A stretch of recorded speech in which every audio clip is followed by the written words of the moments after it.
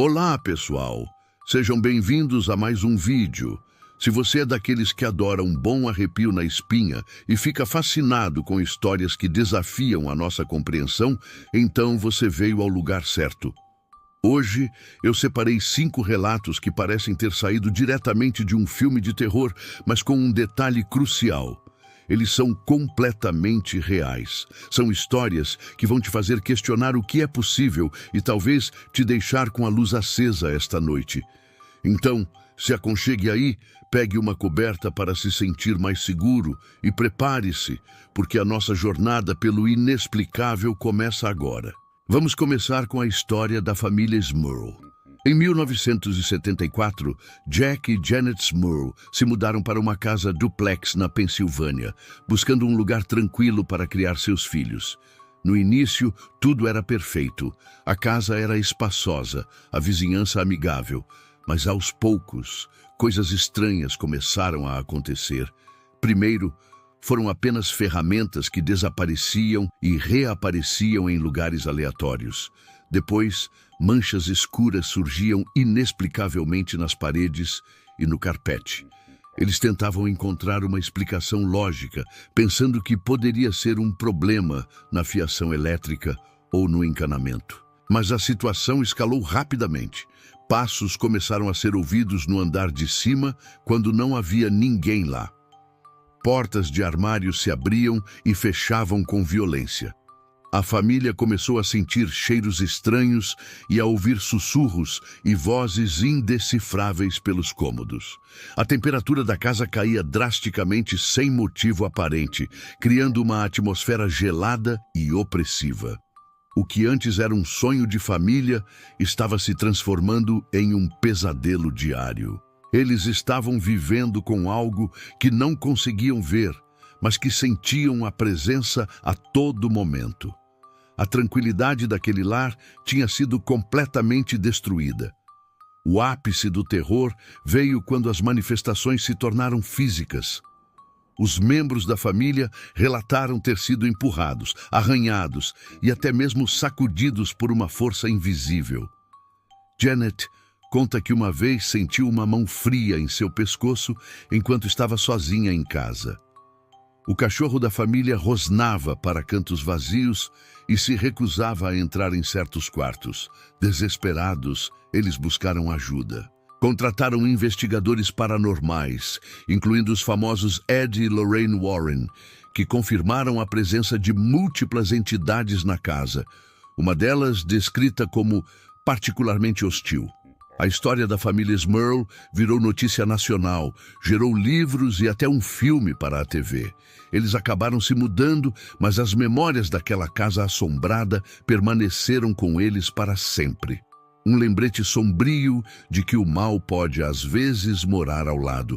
Agora, vamos para a Inglaterra, para a cidade de Pontefract, e falar sobre o poltergeist do número 30 da East Drive.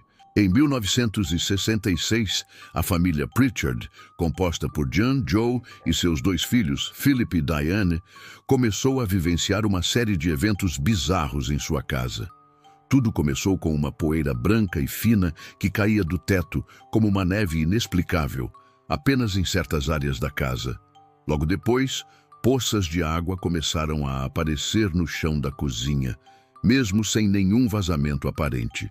Os eventos se tornaram cada vez mais estranhos e assustadores. Luzes se acendiam e apagavam sozinhas.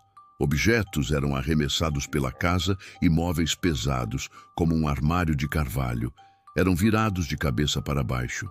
A família apelidou a entidade de Fred.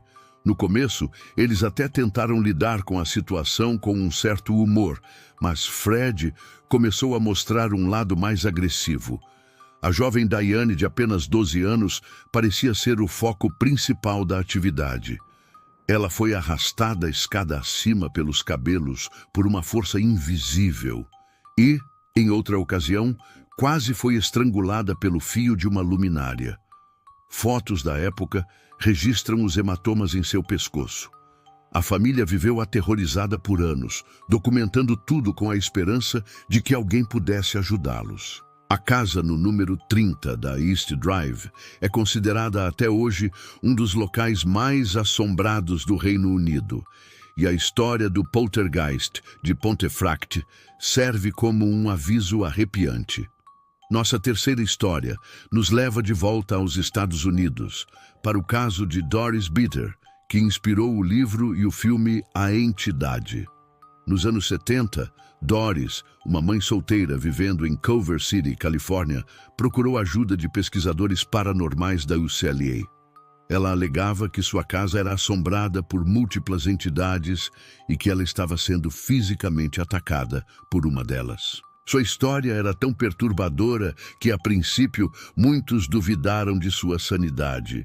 Doris descrevia ataques violentos de uma força invisível que deixavam hematomas e marcas por todo o seu corpo.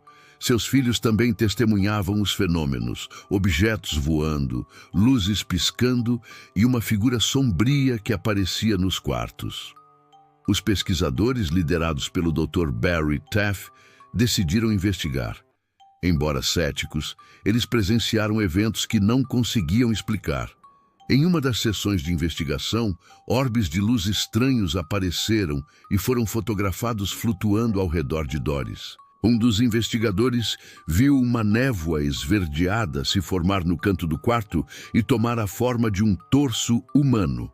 Eles tentaram provocar a entidade e a resposta foi imediata.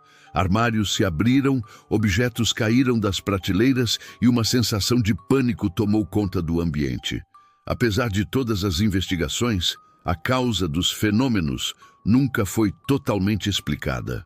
Doris Bitter eventualmente se mudou com sua família, tentando escapar do horror, mas sua história se tornou um dos casos mais documentados e aterrorizantes de ataque paranormal já registrados. Agora, vamos para uma história que mistura mistério e terror no mar, a do navio fantasma Mary Celeste. Em dezembro de 1872, o brigue mercante Mary Celeste foi encontrado à deriva no Oceano Atlântico, próximo aos Açores. Ele estava em perfeitas condições de navegação, com as velas parcialmente içadas e sem sinais de luta ou qualquer dano estrutural significativo. A carga, composta por barris de álcool, estava intacta. A comida e a água a bordo eram suficientes para meses. Havia apenas um problema. A tripulação inteira, incluindo o capitão Benjamin Briggs, sua esposa, sua filha de 2 anos e os 7 tripulantes, havia desaparecido. O único bote salva-vidas estava faltando, sugerindo que eles abandonaram o navio. Mas por quê? O diário de bordo do capitão não registrava nada de anormal, com a última entrada feita 10 dias antes da descoberta do navio. Várias teorias surgiram. Um motim, um ataque de piratas, um monstro marinho ou até mesmo a explosão de vapores de álcool da carga. No entanto, nenhuma dessas teorias explica completamente a situação. Por que abandonar um navio perfeitamente navegável no meio do oceano?